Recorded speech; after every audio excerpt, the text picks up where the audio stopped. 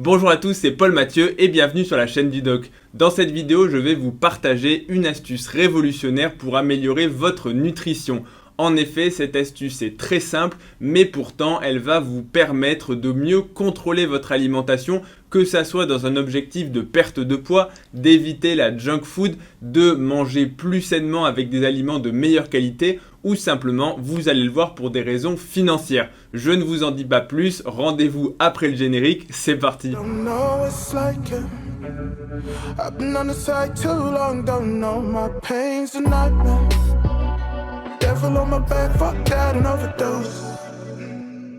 Quand je discute avec des patients en consultation, il est fréquent qu'ils aient des objectifs sur le plan alimentaire ou sur le plan de leur santé un petit peu plus global, notamment la perte de quelques kilos, l'amélioration de certaines maladies par des méthodes naturelles qui passent par l'alimentation, par exemple pour l'hypertension artérielle, manger un petit peu moins salé, pour le diabète ou lorsque la glycémie est un petit peu limite, éviter certains aliments trop sucrés lorsqu'ils ont du cholestérol ou des triglycérides qui vont être élevés, et cela passe par l'alimentation. Donc je donne en général des petits conseils alimentaires, même si les consultations de cardiologie ne sont pas forcément vraiment dédiées à cela.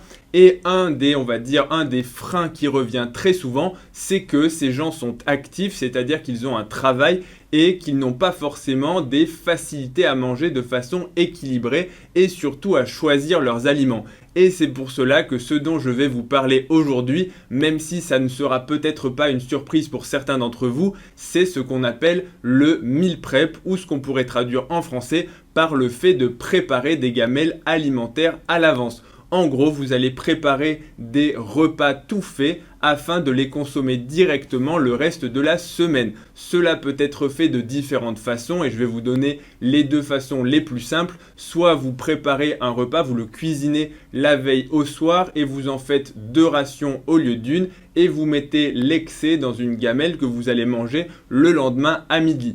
Ou alors vous êtes un petit peu plus motivé et vous allez dédier un jour dans la semaine ou 2 jours où vous allez préparer des repas dans des gamelles pour plusieurs repas, par exemple pour tous les midis de la semaine, voire certains font même un petit peu plus et préparent à l'avance les repas pour le midi, éventuellement le goûter avec une petite collation et le soir. Pourquoi est-ce que, à mon sens, cette astuce est quelque chose de très important ? Tout simplement parce que vous allez avoir un meilleur contrôle sur votre alimentation et vous n'allez plus dépendre de ce qui va vous être proposé à l'extérieur. Il est vrai que quand on travaille de chez soi ou quand on est chez soi ou quand on a accès à une cuisine, cette question peut paraître un petit peu superflue, mais dès que l'on va être dans le monde extérieur, que l'on va dépendre d'une cantine, d'une cafétéria ou même pire parfois d'un vendeur de sandwich, eh bien, la question et le problème de manger équilibré peut véritablement se poser. Et donc, le meal prep, le fait de préparer sa gamelle à l'avance, va avoir de nombreux avantages. Le premier avantage, et à mon sens, c'est un des avantages qui est le plus souvent négligé, c'est l'aspect financier. Parce qu'on va pas se mentir, aller acheter un sandwich à la cafétéria, je ne vais pas citer de marque, mais vous aurez vu lesquels je veux parler, les fameux sandwichs triangulaires que vous allez payer 4 ou 5 euros et qui vont finalement contenir très peu de protéines, très peu de calories et vous aurez faim rapidement après. De la même façon, si vous allez à la cantine, parfois les quantités ne seront pas toujours suffisantes. Je sais qu'on peut se resservir, je sais qu'on peut composer son alimentation, mais parfois on peut faire des mauvais choix, manger par exemple un steak frites et avoir faim un petit peu plus tard.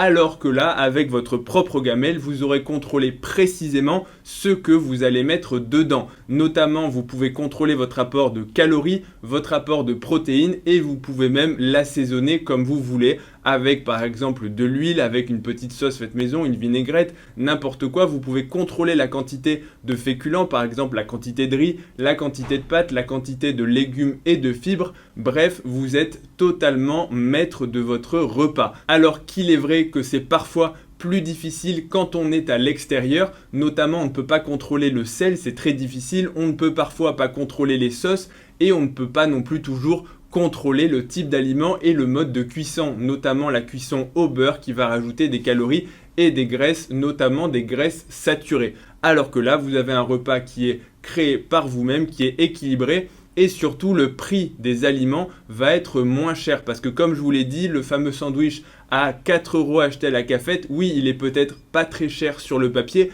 mais au final, vous allez avoir faim et en termes de rapport de prix par rapport aux calories, ce n'est clairement pas bon. Alors que si vous cuisinez vous-même, vous pouvez avoir un repas très équilibré pour 4 € et un repas qui vous tiendra pour toute la journée, on va dire en tout cas jusqu'au repas du soir. Donc la raison du prix est à mon sens une raison qui est trop souvent sous-estimée. Deuxièmement, comme je vous l'ai dit, c'est le contrôle de tous les macronutriments de votre plat. Et ça, c'est quelque chose d'inestimable, notamment si vous suivez un régime et que vous avez besoin de compter vos calories. Je ne dis pas forcément de les traquer de façon hyper précise à l'année, mais en tout cas d'avoir une petite idée de ce qu'il vous faut et de ce que vous apportez pour votre repas, c'est quelque chose d'important. Et enfin, le troisième argument, c'est que vous pouvez composer des gamelles en fonction de vos goûts personnels. C'est fini les plats de la cantine qui sont peut-être équilibrés, mais que vous n'aimez pas forcément, ou alors pour lesquels vous allez avoir éventuellement des intolérances alimentaires.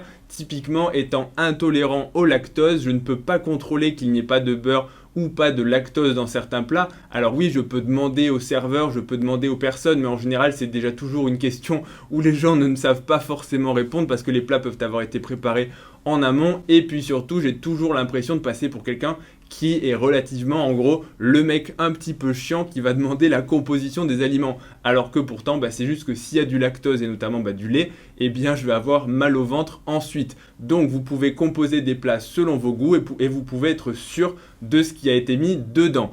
Concernant la variété, c'est un point à ne pas négliger, ça va là encore dépendre de vos goûts.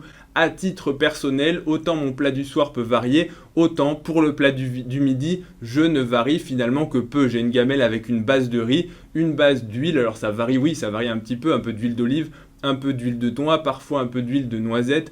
Et l'accompagnement va varier, des fois ce sera du poulet, des fois du saumon, des fois du thon. Alors oui, je sais, on va dire que la variété n'est pas extraordinaire. Ça aussi, encore une fois, c'est un goût personnel parce que je n'aime pas spécialement varier et surtout je privilégie le côté pratique. Je fais des gamelles pour 4 repas d'affilée dans la semaine, donc 4 jours à l'avance. Ça me prend en général une demi-heure à 1 heure et c'est quelque chose de relativement pratique parce que ça me permet d'avoir des repas pour les 4 jours suivants. Et je préfère ne pas m'embêter à faire des plats différents. Mais là encore, je ne peux pas encourager à ne pas varier les aliments. On va dire que pour un bon équilibre alimentaire, il vaut mieux varier et manger relativement, on va dire, équilibré avec des légumes et surtout varier les sources d'aliments. Maintenant, si je vous ai dit que le meal prep était quelque chose de très pratique parce que encore une fois, il va vous éviter de devoir, quand vous n'avez pas de gamelle, quand vous avez faim, d'aller à la facilité, c'est-à-dire la cafétéria, c'est-à-dire de finalement aller au restaurant avec les collègues et de finalement commander un petit peu n'importe quoi parce qu'une fois qu'on est devant la carte du restaurant, c'est beaucoup plus tentant de commander le steak frites que de commander la salade avec un repas un petit peu plus équilibré. Donc le fait d'avoir votre gamelle, c'est un argument qui va vous pousser à la consommer plutôt que de manger autre chose. Parce qu'une fois que c'est prêt, c'est beaucoup plus facile à consommer. Mais même si ça a beaucoup d'avantages, ça peut également avoir certains inconvénients. Le premier inconvénient que je vais noter, c'est qu'il faut quand même avoir un petit peu, on va dire, de solidité vis-à-vis du regard des autres. Parce que ça va dépendre des environnements, typiquement à l'hôpital, ça va dépendre des services. Dans certains services, notamment celui où je travaille, eh bien, on travaille au bloc opératoire et donc tout le monde a sa propre gamelle à midi parce que c'est compliqué de respecter les horaires d'ouverture du self et de la cafétéria. Donc très souvent, les gens vont amener une gamelle. Mais ce n'est pas le cas dans d'autres services où j'ai eu travaillé, où j'étais le seul à avoir une gamelle. Tout le monde allait au self, tout le monde allait acheter un sandwich. Et donc les gens avaient toujours un peu tendance à dire mais pourquoi est-ce que tu manges ça? C'est pour le sport, tu fais un régime, c'est pour les protéines, pourquoi tu manges pas comme tout le monde? Bref, vous connaissez les remarques habituelles. Donc au final, j'ai envie de vous dire, vous allez devoir vous y attendre si les gens ne mangent pas déjà des gamelles dans votre milieu professionnel ou dans votre entourage, mais apprenez à y répondre ou à ignorer. Vous répondez bah oui, c'est une gamelle, c'est un repas, c'est équilibré. Et au final, vous laissez parler les gens parce qu'au final, ils vont vous poser la question 1 fois, 2 fois, 3 fois. Au bout d'une semaine, je vais envie de dire, ils auront en général changé de disque. Deuxième problématique, attention à l'isolement. En effet, si vous êtes le seul à avoir une gamelle et que tous vos collègues vont au restaurant ou au self, ça peut parfois vous isoler et si vous mangez devant votre bureau sans discuter, là encore avec vos collègues, vous pouvez vous sentir exclu et être un petit peu en dehors du groupe. Donc c'est quelque chose à prendre en compte. N'hésitez pas éventuellement, c'est parfois possible d'amener votre gamelle au self, pourquoi pas, après tout souvent quand c'est des grands selfs,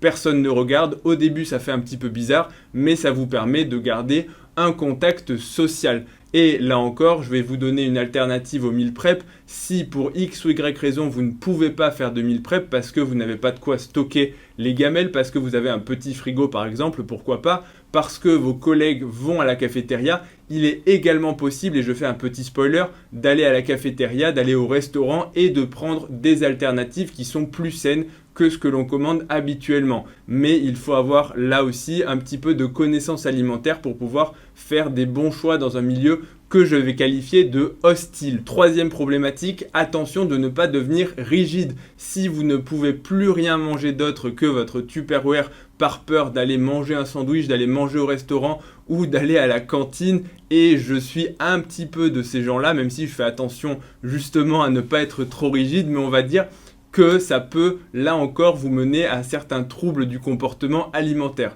ou en tout cas à un rapport à la nourriture qui peut être malsain. Donc attention de ne pas vous dire mon repas est parfaitement équilibré, manger un sandwich c'est le démon, parce que sinon vous allez possiblement vous rigidifier et ce n'est pas bon là encore pour votre équilibre. Maintenant, le quatrième et dernier problème, attention aux normes d'hygiène. Pour faire du meal prep, vous allez préparer vos repas à l'avance et il est important de bien respecter les normes d'hygiène, notamment la chaîne du froid. Vos gamelles ne doivent pas rester à l'air libre et attention de ne pas les garder trop longtemps. Je n'ai pas de données précises, mais en général, quand il y a de la viande, du poisson ou autre, on va dire que 4-5 jours, c'est le maximum si c'est stocké dans un réfrigérateur et que vous ne le sortez que le matin. Donc attention de ne pas les stocker n'importe comment, attention de ne pas faire de rupture de la chaîne du froid. Un Tupperware qui a été sorti dehors, réchauffé, on ne le remet pas au frais. Et là encore, tous les aliments ne se prêtent pas de la même façon à être bien conservés, que ce soit pour les bactéries qui peuvent se développer même une fois la cuisson faite et une fois le stockage effectué, ou tout simplement en termes de goût et de texture. Donc attention à bien respecter ça et vous ne pourrez pas faire une seule fois de la cuisson pour toute la semaine, c'est-à-dire 7 jours. Je conseille au maximum, c'est ce que je faisais au début, de faire 5 jours en hiver notamment. Et actuellement, je fais plutôt 4 jours parce que ça fait 2 fois dans la semaine, ce qui me permet d'avoir des Tupperware qui sont prêts à la fois pour la semaine mais aussi pour le week-end. Et l'autre chose, attention bien sûr, c'est pas du tout pareil en hiver quand il fait froid dehors et que vous sortez votre gamelle et que vous la transportez, ou quand c'est période de canicule qui fait 40 degrés dehors et que votre gamelle peut se détériorer beaucoup plus facilement et notamment vous la sortez le matin à 7 h et à midi des fois quand vous l'ouvrez, pour peu qu'elle ait déjà 4 jours et qu'elle soit en limite, elle peut avoir une petite odeur un peu bizarre. Donc attention à ça et surtout ne prenez pas de risques. Renseignez-vous sur les durées de conservation des différents aliments. Voilà pour cette vidéo sur le meal prep qui, à mon sens, est vraiment une des clés qui peut vous aider. Pas chez tout le monde encore une fois, mais ça peut pour certaines personnes qui ont du mal à suivre un plan alimentaire, ça peut vous aider à mieux optimiser votre alimentation parce que, encore une fois, quand vos gamelles et quand vos repas sont préparés, vous n'allez plus céder à la tentation, vous n'allez plus céder au fast-food, et surtout quand on a faim, des fois on a même la flemme de se faire à manger parce qu'on n'a pas envie d'attendre,